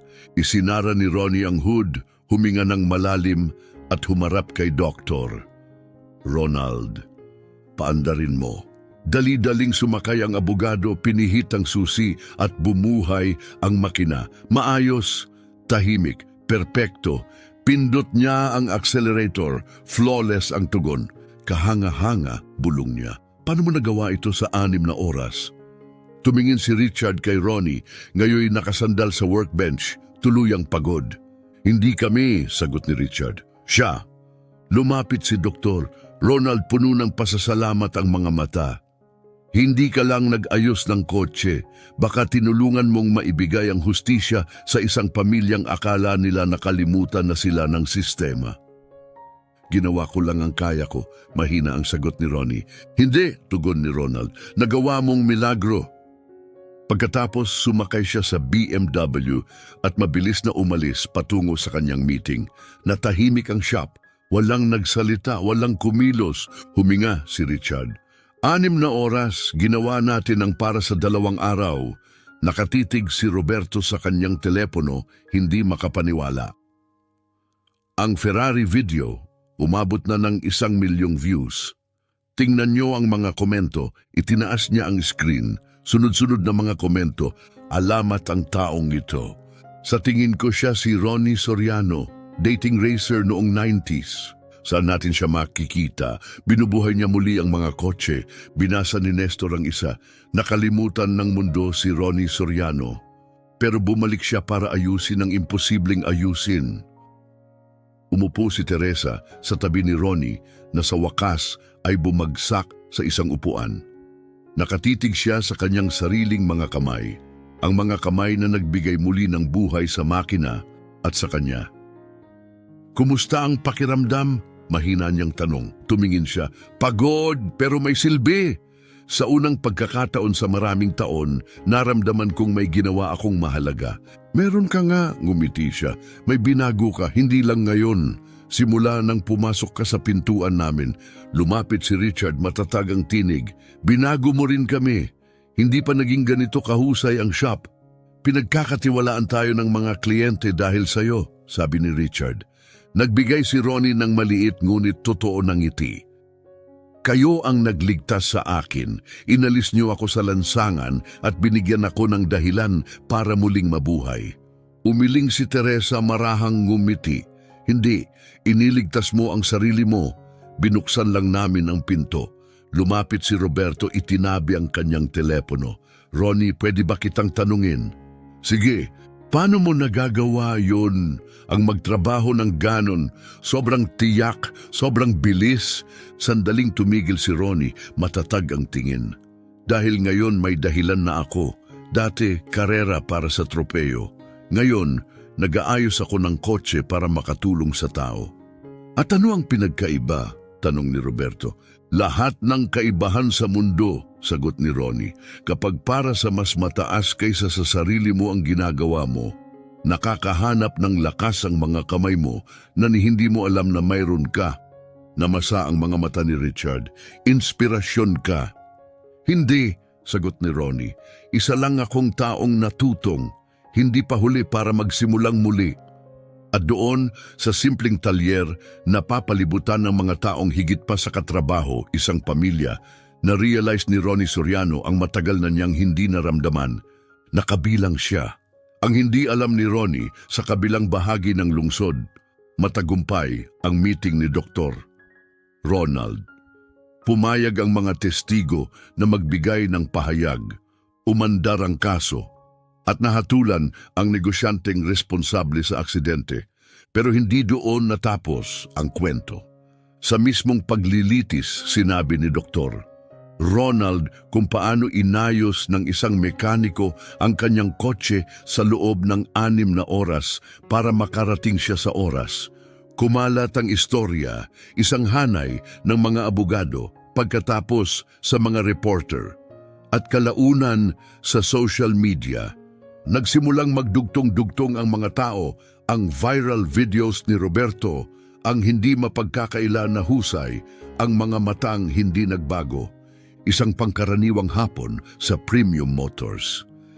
Abala si Richard sa isang pickup nang marinig niya ang preno ng isang van sa labas. Pagkatapos isa pa at isa pa. "Ronnie!" sigaw niya, parang may nangyayari. Inangat ni Ronnie ang ulo mula sa ilalim ng hood, sakto para makita ang hanay ng mga news vans na huminto sa harap ng shop. Bumaba ang mga reporter na may dalang kamera, mikropono at apurang mga hakbang. Nanlamig ang kanyang sikmura. Anong kailangan nila? Tanong niya, ngunit alam na ang sagot. Tumakbo si Roberto, hawak ang kanyang telepono. Nakalabas na, lahat na. Alam na nila kung sino ka. Ipinakita niya ang screen kay Ronnie. Breaking, Ronnie Golden Hands Soriano, Brazilian rally legend, natagpuang nagtatrabaho bilang mekaniko sa Sao Paulo. Kasama ang lumang larawan niya, hawak ang tropeyo, katabi ng screenshot mula sa video ni Roberto na inaayos ang Ferrari. Bumilis ang tibok ng puso ni Ronnie. Paano nangyari ito? Tanong niya, nanginginig ang boses. Matapos ang testimonya ni Ronald, may nakadugtong. Pagkatapos nahanap ang mga video. Ang pangalan mo, ang kwento mo, viral na ito. Nagsisigawan na ang mga reporter habang papalapit. Ginong Ronnie Soriano, totoo bang kayo ang rally champion na naglaho matapos ang 2009? Totoo bang naging palaboy kayo ng higit 1 dekada? Ano ang nangyari matapos ang trahedya sa pamilya nyo? Para bang bala ang bawat tanong. Umatras si Ronnie na pasandal sa pader ng shop. Agad lumapit si Teresa sa harap niya. Tama na, sigaw niya. Ito ay lugar ng trabaho, hindi entablado. May karapatan kaming magtanong, sagot ng isang reporter. At may karapatan siyang hindi sumagot, balik ni Teresa. Tumayo si Richard sa tabi niya. Nagtatrabaho siya. Kung gusto niyo ng interview, mag-schedule kayo. Pero ngayon, sobra na kayo. Patuloy pa rin silang nagtulak. Ginoong Soriano, gusto kayong marinig ng publiko. Bayani kayo noon. Noon, mapait na sagot ni Ronnie. Hindi na ngayon. Mabilis na isinara ni Nestor ang gate. Pero huli na, nagtipon na ang isang pulutong sa labas. Mga kliyente, usisero, dating fans. Sa loob, ramdam ang bigat ng tensyon. Sumilip si Richard sa bintana, mawawala ito sa kontrol. Nakatitig si Roberto sa kanyang telepono. Ang Ferrari video, umabot na ng 5 milyong views. Tingnan niyo ang mga komento, ipinakita niya ang screen. Sunod-sunod na mensahe. Si Ronnie Soriano, ang bayani ko noong bata ako. Ang kwentong ito nagbibigay ng pag-asa. Mula lansangan hanggang sa pagliligtas ng buhay, anong tao? Isang kampiyon na hindi tumigil sa pagtulong. Naiiyak ako, basa ni Roberto mula sa komento. Na mawalan ng buong pamilya at makahanap pa rin ng lakas para magsimulang muli. Iyan ang tunay na kabayanihan. Sa loob ng talyer, nakaupo si Ronnie sa isang upuan, nakatakip ang ulo sa kanyang mga kamay. Ang bigat ng nakaraan, ng kasalukuyan at ng biglang pagsikat muli ay bumagsak sa kanya na parang dambuhalang alon. Tahimik na lumapit si Teresa.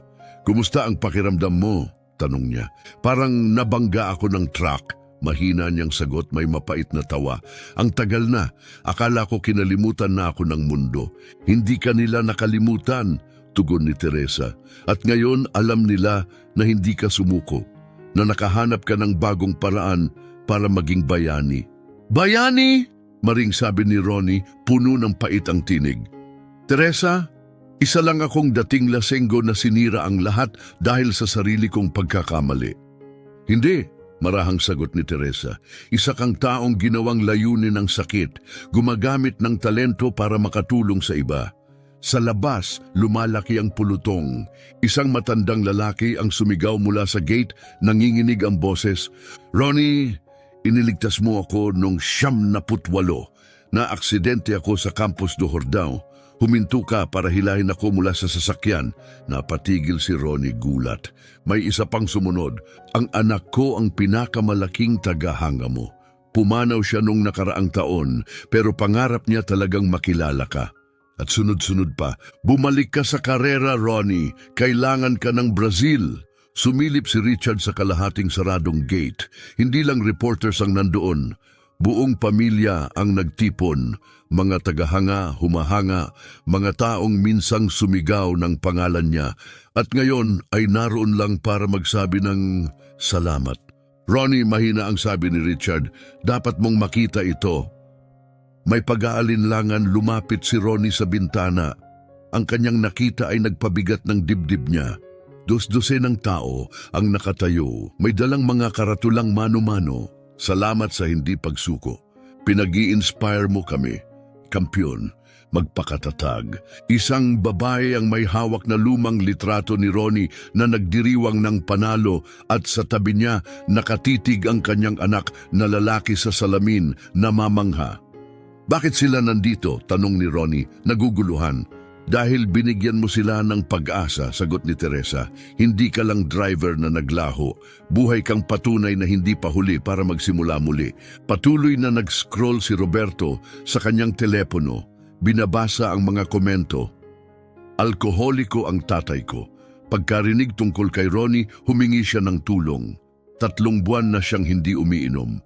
"Nawala ang trabaho ko at halos sumuko na ako." Pinapaalala ni Golden Hands kung bakit dapat akong lumaban.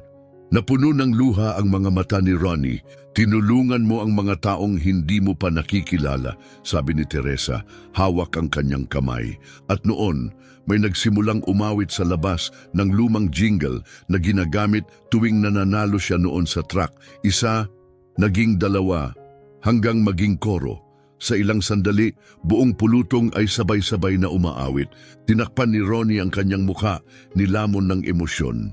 "Hindi nila ako nakalimutan," bulong niya. "Hindi," sagot ni Richard na may luhaang ngiti. "Naalala nila ang kampiyon, pero ngayon nakilala nila ang tao." Lumapit si Nestor, hingal. May reporter doon. Hindi siya gaya ng iba. Sabi niya, ayaw niya ng tabloid story. Gusto niyang isulat ng may puso.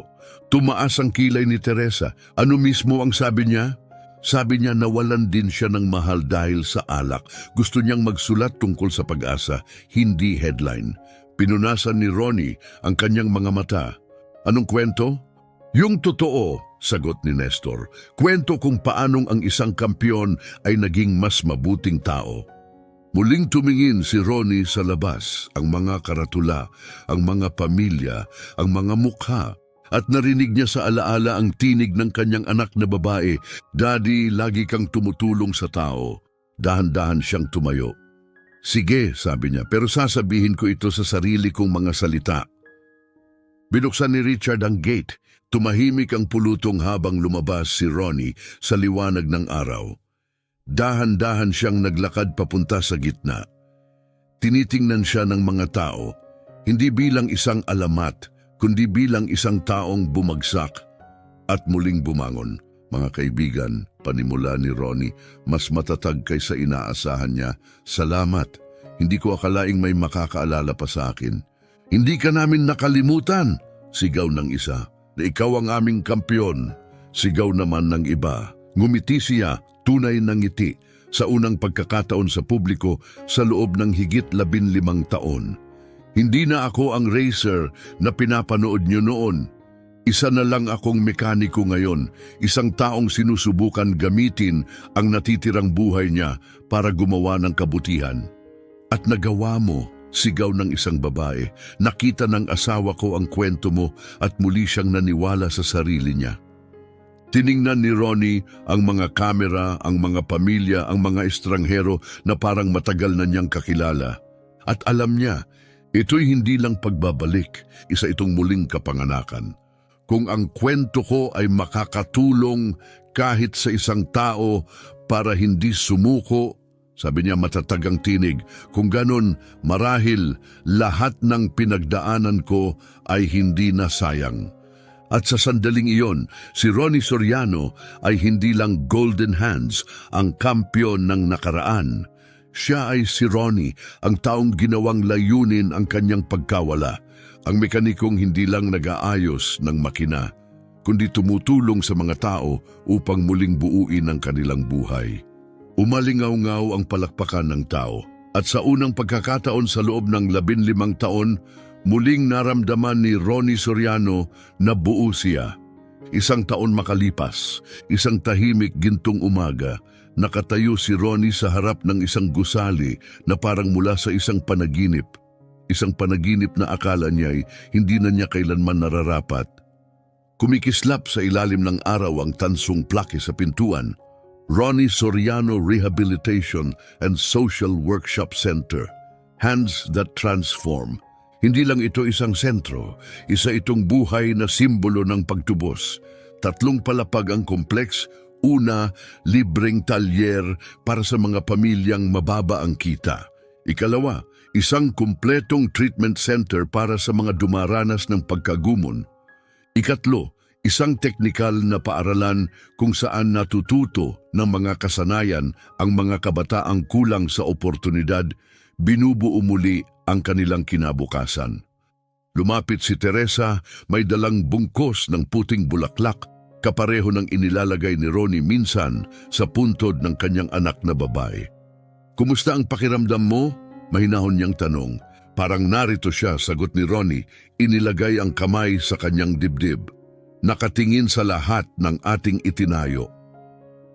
Araw ng opisyal na inaugurasyon, daan-daang tao ang nagtipon sa harap. Mga dating palaboy na nakahanap ng trabaho, mga pamilyang naayos ang kotse ng libre, mga kabataang nagkaroon ng karera, at mga taong nakaligtas sa pagkagumon dahil sa mga programa ng sentro. Dumating si Richard, naka-uniforme na may burdang logo ng center. Ronnie, handa na ang lahat sa loob. Gusto ka nang makilala ng unang batch ng mga estudyante. Gaano karami ang sisimulan natin? Tanong ni Ronnie. 50, nakangiting sagot ni Richard. Lahat edad 16 hanggang 20. Ang ilan galing sa lansangan. Ang iba, ngayon palang makakapasok sa eskwela. Dumating sina Nestor at Roberto. Si Roberto na ngayon ang namamahala ng social media at storytelling ng center, nagdodokumento ng bawat kwento ng pagbabago. Si Nestor ang namumuno sa libreng talyer, pinangungunahan ang grupo ng mga voluntaryong mekaniko. Ang mga numero nakamamangha, nakangiti si Roberto. Sa loob lang ng 1 taon, nakatulong tayo sa higit 1,000 pamilya sa pag-ayos ng kotse, nakapagsanay ng 200 estudyante at nakasuporta ng higit 300 katao sa rehab. At yung TV segment tungkol sa'yo, dagdag ni Nestor, nagbigay ng donasyon mula sa buong bansa. May mga nagtatanong pa kung paano magbubukas ng mga sentro sa iba't ibang lungsod. Ngumiti si Ronnie.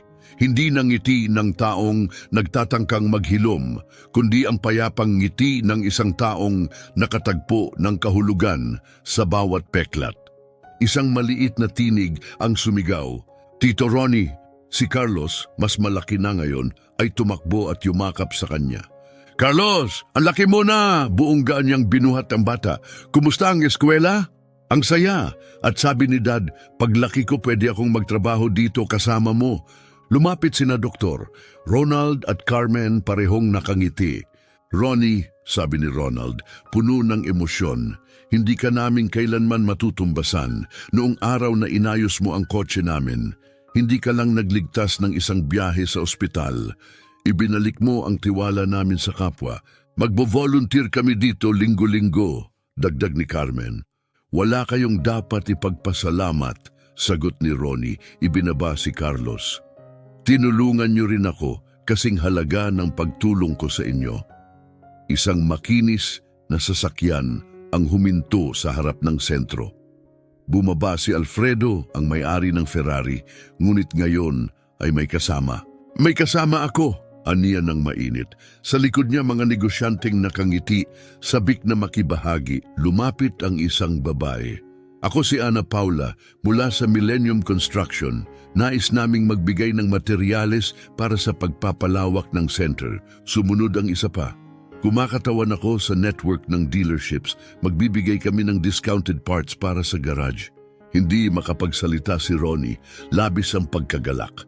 "Napakalaki nito," niya. Umiling si Alfredo. "Hindi, eksakto lang ito para sa'yo. Noong inayos mo ang Ferrari ko, hindi lang kotse ang sinagip mo. Ibinalik mo ang aking mga prioridad." Nagsimula ang seremonya. Naroon ang alkalde, mga konsehal, mga mamamahayag, mga pinuno ng komunidad.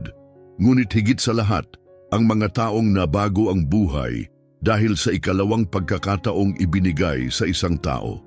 At nang malapit nang matapos ang event, may dumating na bagong grupo, mga matatandang lalaki, may uban, may tungkod, may pilay mula sa mahabang karera.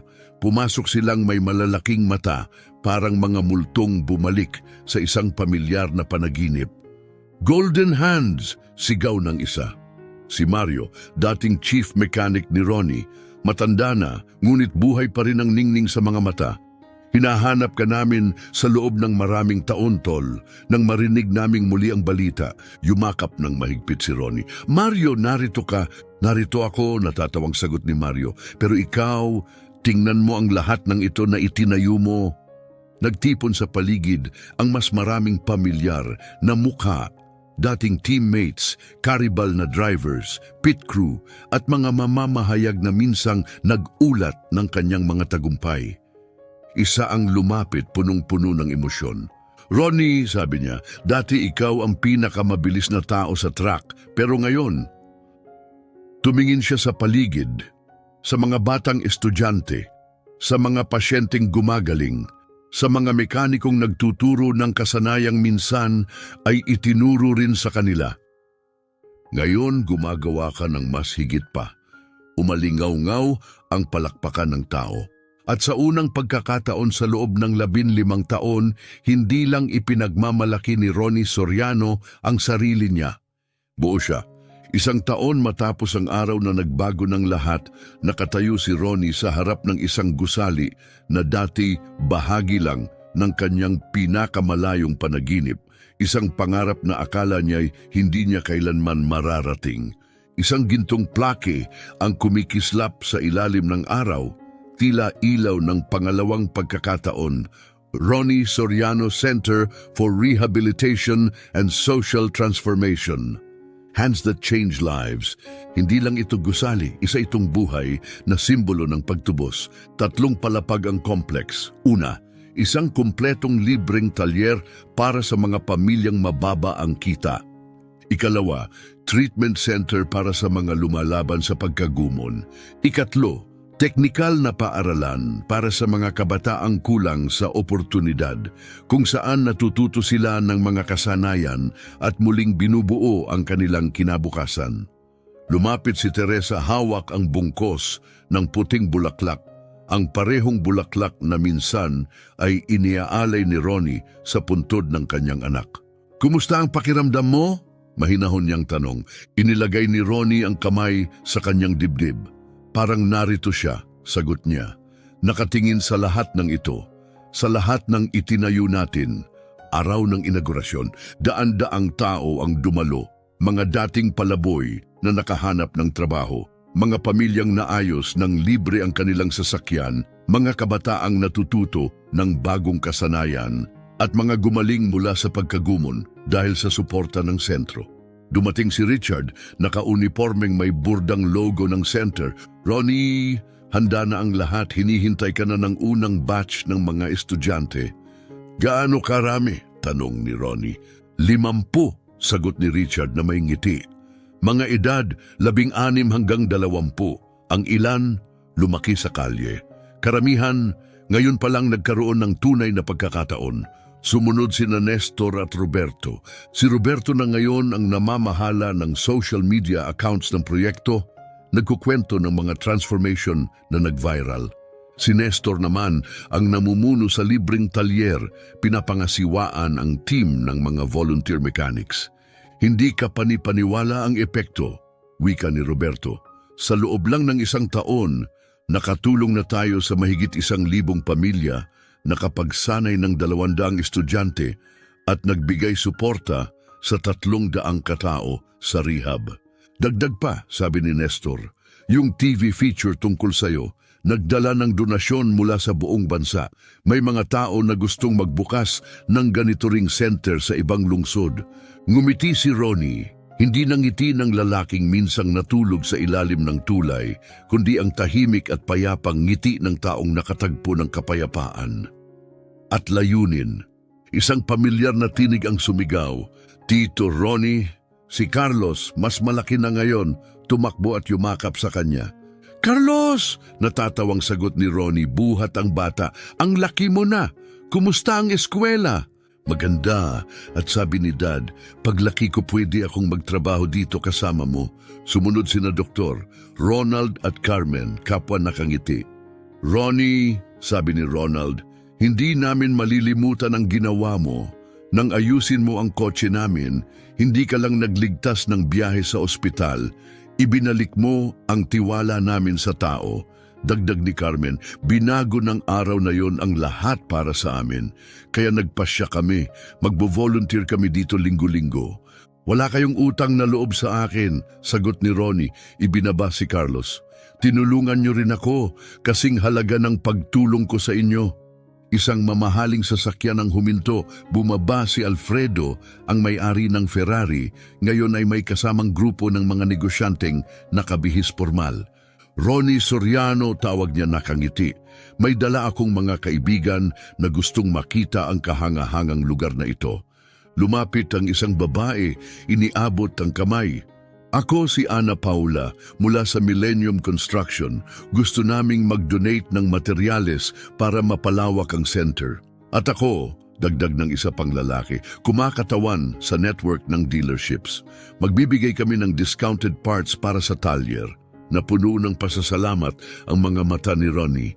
Ito ay, panimula niya, eksakto lang ito para sa'yo, putol ni Alfredo. Noong inayos mo ang kotse ko, hindi lang deal ang nailigtas mo.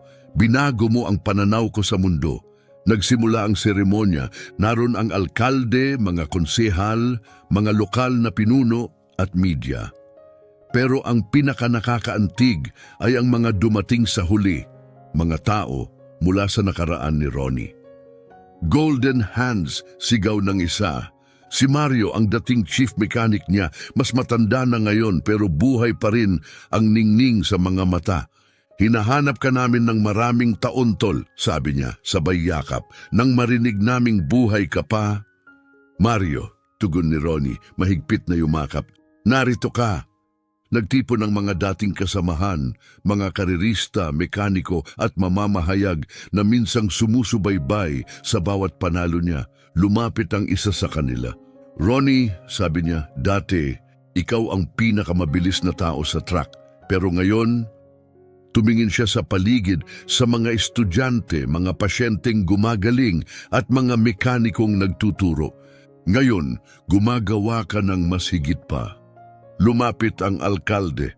Mga kababayan, anunsyo niya, narito tayo hindi lang para magbukas ng bagong gusali.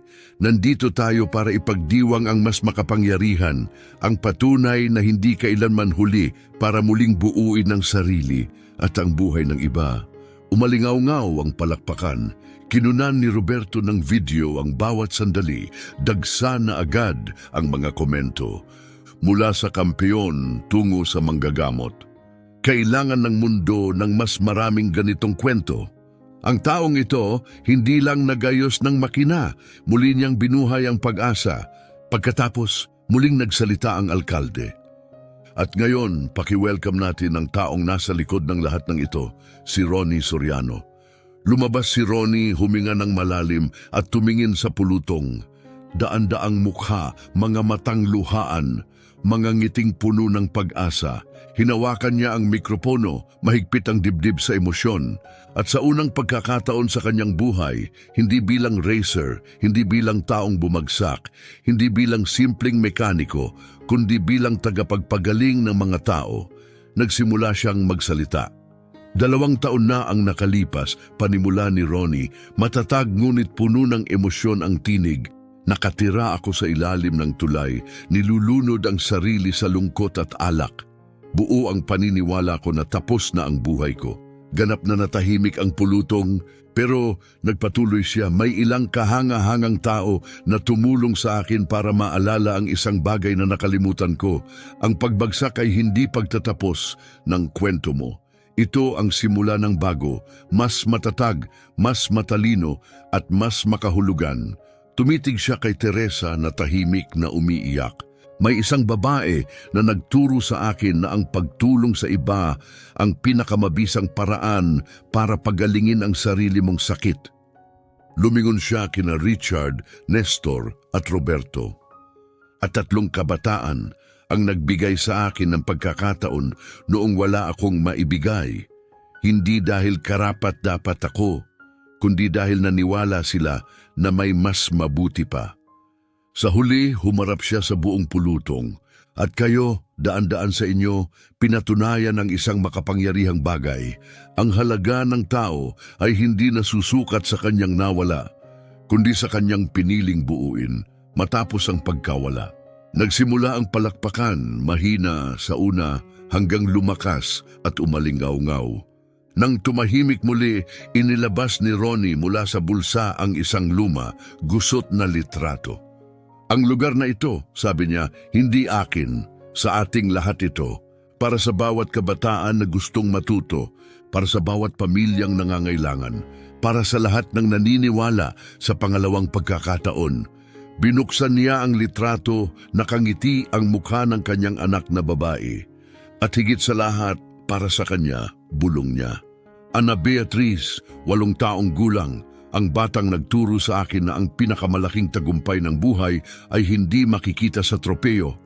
Makikita ito sa pagtulong sa kapwa, walang tuyong mata sa pulutong. Kaya ngayon, hindi lang ako nagbubukas ng isang sentro pagtatapos niya. Gumagawa ako ng pangako. Habang may hininga ako, walang sino mang nangangailangan ang makakalimutan. Tumagal ng minuto ang palakpakan, may mga umiiyak, may mga pumalakpak hanggang mamula ang mga palad. Kinunan lahat ni Roberto, alam niyang magbibigay inspirasyon ito sa mundo. Matapos ang seremonya, inikot ng mga bisita ang bagong sentro. Sa social garage, may mga pamilyang nagdala ng sirang sasakyan at umalis na muling tumatakbo ng libre. Sa technical school natututo ang mga kabataan hindi lang ng kasanayan kundi ng dangal. Sa rehab facility, lumalaban ang mga tao sa pagkagumon kasama ang iba na minsan ding naglakad sa parehong daan at nakaligtas. Mula sa 2 palapag, pinanood ni Ronnie ang lahat. Lumapit si Teresa.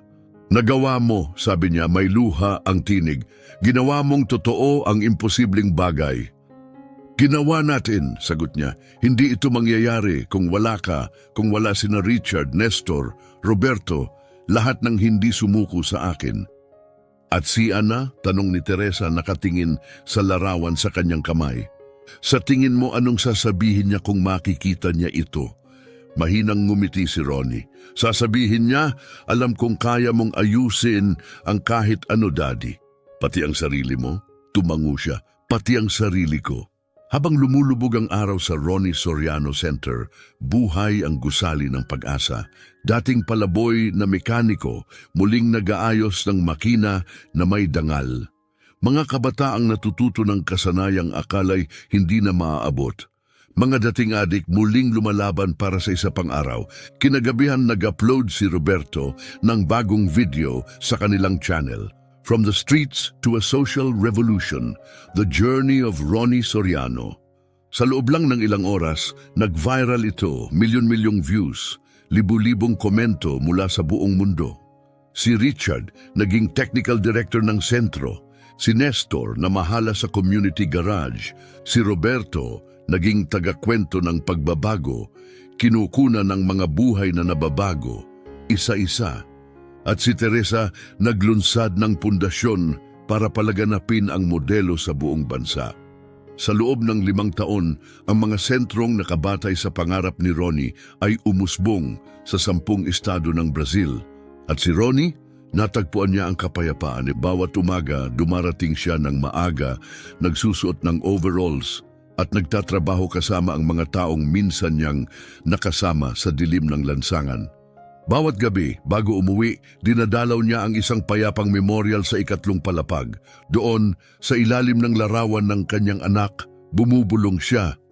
Isa na namang araw, Ana, isa na namang buhay ang nagbago. At habang kumikislap ang ilaw ng lungsod at siya'y lumalabas sa gabi, naglalakad siya hindi bilang isang taong bumagsak, kundi bilang isang taong muling bumuo ng lahat ng minsang nawasak. Dahil natutunan ni Ronnie Soriano ang pinakamahalagang katotohanan ng buhay. Kahit gaano kalalim ang pagbagsak mo, palaging may pagkakataon na magsimulang muli. At kapag bumangon ka, hindi para sa sarili, kundi para sa iba, doon mo matatagpuan ang isang bagay na mas makapangyarihan pa kaysa sa tagumpay. Matatagpuan mo ang layunin, matatagpuan mo ang kapayapaan at marirealize mo na ang iyong buhay ay nagkaroon ng kahulugan. 5 taon makalipas, kinilala ang Ronnie Soriano Center sa buong mundo dahil sa epekto nito. Ngunit hindi numero o parangal ang pinakamahalaga kay Ronnie. Nasa kanyang tagumpay ang bawat pamilyang umuwi na may maayos na sasakyan. Kabataang natutong mangarap muli, dating adik na lumabas na may bagong pag-asa, at sa tahimik na katiyakan na nasaan man ang kanyang anak, ipinagmamalaki siya nito. Ang lalaking minsang tinanggihan nang ialok niyang ayusin ang kotse kapalit ng pagkain, ay naging patunay na ang tamang mga kamay, kapag ginabayan ng tamang puso, ay kayang mag-ayos ng higit pa sa makina, kayang mag-ayos ng mga buhay, kayang mag-ayos ng mga pangarap, kayang tumulong mag-ayos ng mundo, isang tao, isang pagkakataon, isang buhay sa bawat sandali. Pumasok siya sa talyer na suot ang maruruming damit,